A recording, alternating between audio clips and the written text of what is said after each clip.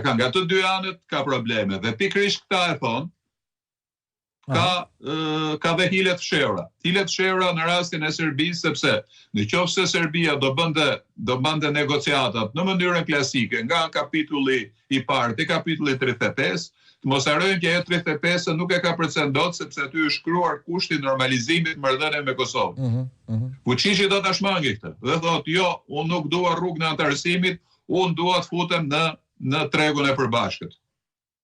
Dhe është edhe një lloj strekëmçi për malin e zi, sepse për Serbinë e Vučićit dhe presidentin serb personalisht, pranimi i malit zi para Serbisë do ishte diçka shumë e rëndë, do ishte një humbje fytyre para elektoratit vet. Dhe edhe në këtë mënyrë i fut strekëmsh malit zi, që detyrohet ndoshta futet bashkë me tjerët në skemën e propozuar nga Vučići, edhe me partitë proserbe krijon pengesa të tjera. Pse bashkohet, pse bashkangjitet Edi Rama me këtë skemë rikrijuese të Jugosllavisë, me këtë skemë që nuk është në interesin evropian, po indirekt nuk është në interesin e Kosovës dhe të Shqipërisë. Kjo është një përgjigje që ai duhet t'i japi, po them përgjigjet mund të jenë nga budallallëku deri te dashakeqësia dhe mund ta vëmë ku të duam vizore. Në qartë.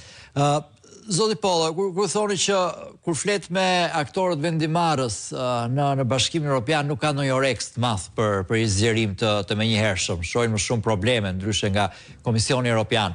Nga ana tjetër, publiku në Shqipëri në vitet e fundit nuk është se ka, pavarësisht se në sondazhe ka shprehur gjithmonë entuziazmin për të qenë antar i Bashkimit Evropian, nuk është se kishte më ndonjë pritshmëri të madhe duke parë këtë procesin e gjatë të integrimit që duket sikur nuk mbaronte kurrë.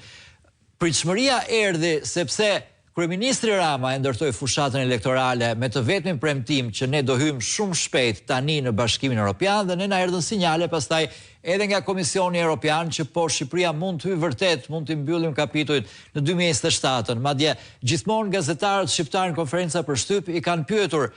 Kjo pyetje ka qenë me insistim, vërtet besoni ju që ne mund të hyjmë në 2027, duke sikur askush nuk e besonte. Ne sinjali na ka ardhur nga Kryeministri Rama dhe nga Bashkimi Evropian që po në këtë moment gjeostrategjik mund të ndodhi. Dhe pikërisht tani zoti Rama del dhe thotë që jo, nuk duam të jemi antar të plot në Bashkimin Evropian. Çfarë do thotë kjo? Kjo do thotë që Edi Rama është i zotit të imponojë në publik pyetjet rreme dhe përgjigjet rreme. Sepse ndonse antarësimi i Bashkimit Evropian është objektivi i madh i rëndësishëm strategjik i Shqipërisë, sot nuk shtrohet realisht. Është jashtë çdo mundësie që Bashkimi Evropian të pranojë, dhe këtu nuk flas vetëm për Shqipërinë, të pranojë një regjim autoritar o kleptokratik. Pavarësisht çfarë thotë një në punës apo një tjetër, ky është një realitet që i shikojnë shumë të tjerë që nuk flasin, por që marrin vendime. Dhe nëse ne e spostojmë debatin jo tek çfarë po bëjmë ne brenda vendit, a është një qeveri transparente, a merr përgjegjësi ministri kur kapet duke zhdukur 50 milion në një tender tuneli, a është i përgjegjshëm ministri kur merret i pandehur, kur pezullohet nga gjykata, kur i kërkohet heqja e imunitetit, t'i japi dorëheqjen, apo që kryeministri të shkarkojë, apo që presidenti i Republikës të flasi. Këtu nuk kemi fenomene të tilla, sepse ka ndodhur prej kohësh shteti kapur që ka çuar në regjimin autoritar o kleptokratik. Dhe përgjegjshmëria e politikanit ndaj parlamentit dhe ndaj publikut ka rënë. Në këtë rast është një luks i madh të flasësh për pranimin në Bashkimin Evropian në vitin 2030 apo vitin